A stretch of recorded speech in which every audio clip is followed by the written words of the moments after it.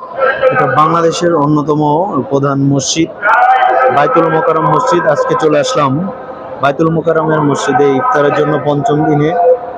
অসংখ্য মুসল্লিদের এখানে সমারোহ এবং মাসব্যাপী এখানে ইফতারির সুব্যবস্থা করা হয়েছে। এই জন্য ধন্যবাদ জানাই যারা এই ইফতারির আয়োজন করছেন এবং মুসল্লিরা এখানে যারা উপস্থিত আছেন তাদেরকে সুন্দরভাবে ব্যবস্থাপনার জন্য অনেক স্বেচ্ছাসেবক আছেন যারা খুব অক্লান্ত পরিশ্রম করে এই রমজানের মানুষদের সেবা দান করে যাচ্ছে। তাদেরকে জানাই অসংখ্য ধন্যবাদ। আজকে আমার চ্যানেল এনটিজে বাগেরহাট ব্লগস চলে আসছে এই মুসল্লিদের সাথে ইফতার করার জন্য বাইতুল মোকাররম মসজিদ পঞ্চম দিনে। ইনশাল্লাহ আমরা সবাই দোয়া করব এবং এই সমস্ত মানুষ যারা এখানে উপস্থিত হয়েছেন আল্লাহ পাক সবাইকে কবুল করে নিন। আপনারা আমার জন্য দোয়া করবেন ইনশাল্লাহ। এবং আমি আপনাদেরকে প্রতিনিয়ত দেখানোর চেষ্টা করব বিভিন্ন প্রসিদ্ধ স্থান সহ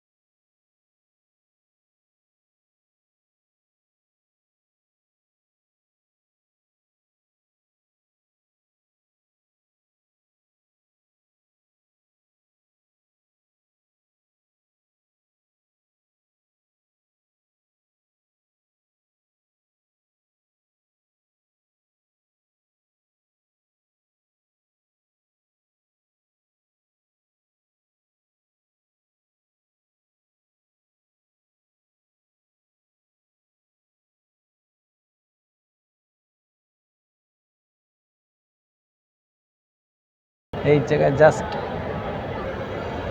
আসসালামু আলাইকুম, আহলান সাহলান রমাদান, হে রমাদান। আমরা চলে আসলাম, এটা বাইতুল মোকাররম মসজিদ। এই মসজিদের আজকে পঞ্চমতম দিনে আমরা ইফতারি করলাম। ইফতারির শেষে এখানে অসংখ্য মুসল্লি আপনারা দেখতে পাচ্ছেন, অসংখ্য মুসল্লিরা যারা এই রমজানে সহ রমজানের আগে এবং পরেও সবসময় এইখানে সমারোহ থাকে। অসংখ্য মুসল্লির সমারোহ এবং এই মুসল্লিরা এইখানে এসে নামাজ করেন এবং এইখানে এক সময় ছিল আপনার বিস্তৃত জায়গা পানির সমারোহ ছিল এবং এখন বর্তমানে বাইতুল মোকাররমের যে অবস্থান, এই অবস্থান থেকে আমি আপনাদেরকে এনটিজে বাগেরহাট ব্লগসের পক্ষ থেকে নাইম চলে আসছে আজকে আপনাদেরকে কিছু দেখানোর জন্য। অসংখ্য মুসল্লিরা আজকে এখানে ইফতার করেছেন এবং আমি তাদের সাথে ইফতারি করলাম। এখানে ধনী গরিব নির্বিশেষে সবাই ইফতারি করতে আসেন। তো যারা ইফতারি করেন এবং যারা ইফতারি করাচ্ছেন সবাই এখানেই, সবার জন্য থাকলো দোয়া এবং শুভকামনা। যারা ইফতারি করান তাদের জন্য অনেক দোয়া থাকলো এবং এখানে বিভিন্ন ধরনের মুসল্লি বাংলাদেশের বিভিন্ন প্রান্ত থেকে এই মুসল্লিরা এখানে বাইতুল মোকাররমে দেখতে আসেন। তো বাইতুল মোকাররম এমন একটা স্থান, বাংলাদেশের এই স্থানে গুলিস্তানের এবং পল্টনের খুব সন্নিকটে এই বাইতুল মোকাররমের মসজিদটার বাংলাদেশের এবং বিশ্বের বিভিন্ন ধরনের আলেম মুফাসসির ইকরাম যারা এখানে নামাজ পড়েছেন এবং এখানে তাফসির করেছেন অনেক বিদেশি আলেম ইকরাম।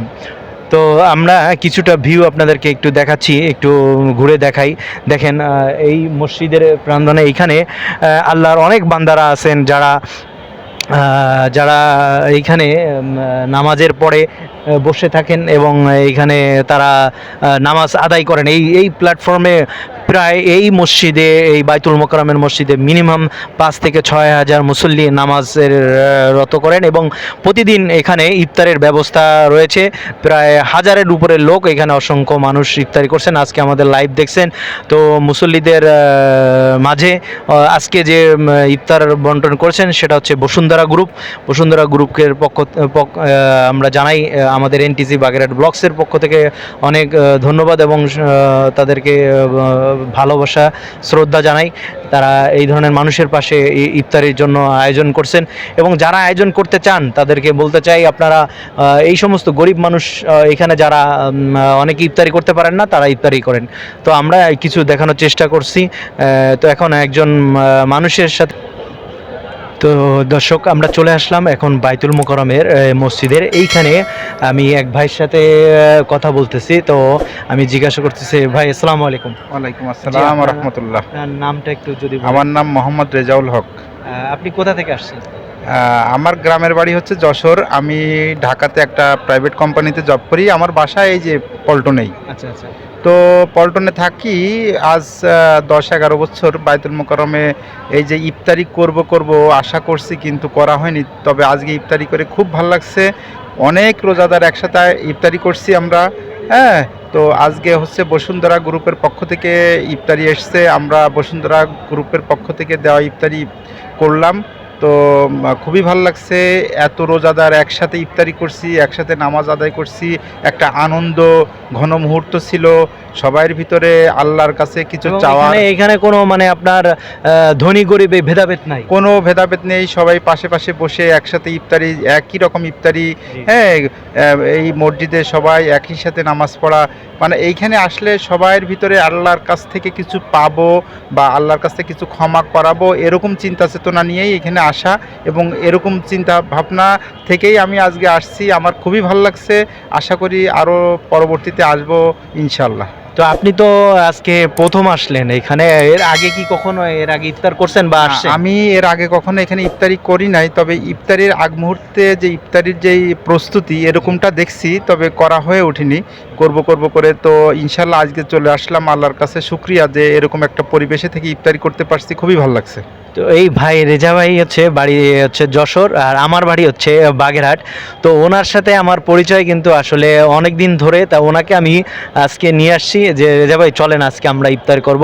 তো আমার চ্যানেল এবং এই আমার ফেসবুক পেজ সম্পর্কে যদি আপনি একটু বলেন যে এই বিষয়ে একটু। এনটিজে বাগেরহাট ব্লগস আসলে খুবই মানে যারা সমস্যার ভিতরে আছে এবং নিতান্তই সহজ সরল অসহায় মানুষ, তাদেরকে খুঁজে বের করে তাদের উপকারে কিভাবে আসা যায়, সমাজ কিভাবে এগিয়ে আসতে পারে, সেই মানুষগুলোকে সামনে নিয়ে আসাই হচ্ছে যে এনটিজে বাগেরহাট ব্লগসের কাজ, মূল উদ্দেশ্য। এখান থেকে সমাজ যাতে ভালো কোনো কিছু করতে পারে।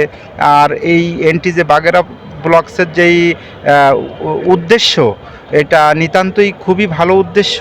আমি আশা করব এই উদ্দেশ্যটাকে সে আরও সামনের দিকে আরও ভালো কিছু সমাজের সামনে তুলে ধরুক। আর এটার মাধ্যমে সমাজের যারা সাধারণ মানুষ আছে, তারা এটাকে উপলব্ধি করে অসহায় মানুষের দিকে আরও আগায় আসুক, এটাই প্রত্যাশা। তো ধন্যবাদ রেজা ভাইকে। রেজা ভাই হচ্ছে যশোরের। তো যশোরবাসী যারা আছেন আমার এই ভিডিওটা দেখবেন ইনশাল্লাহ, এবং আমার চ্যানেল এনটিজে বাগেরহাট ব্লগস এবং আমার Facebook page tech Bagerhat BD এর পাশে থাকবেন সবাই।